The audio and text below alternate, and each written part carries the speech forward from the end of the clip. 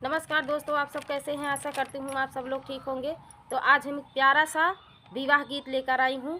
बेटी विवाह गीत है, बहुत ही प्यारा विवाह गीत है। तो आप लोग सुनिएगा। शादी विवाह में बेटी विवाह गीत ये खूब गाइए और सुनिए और आनंद उठाइए। बहुत अच्छा गीत है। तो आप लोग सुनिएगा और कमेंट में ज़रूर बताना है प्यारा सा विवाह गीत कैसा लगा। कहवा पे उपजाई चंदन कैला करिया, अरे कहवा पे हरियर बास। कहवा पे उपजाई चंदन कैला करिया, अरे कहवा पे हरियर बास। कहवा पे जनमी है सीता रानियावा, अरे कहवा पे जन्मे श्री राम।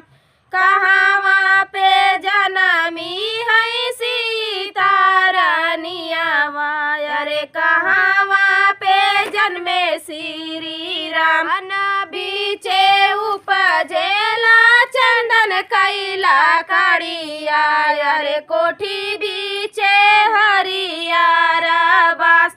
बना बीचे उपजेला चंदन कैला करिया, अरे कोठी बीचे हरियर बास।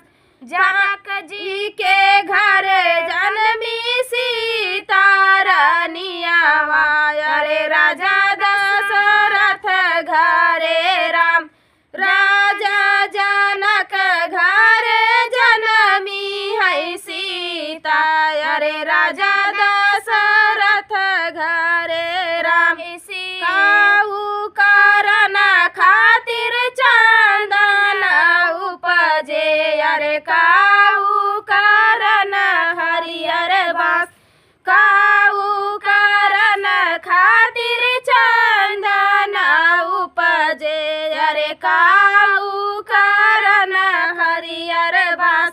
काऊ कारण खातिर सीता जी जनमी, अरे काऊ कारण श्री राम।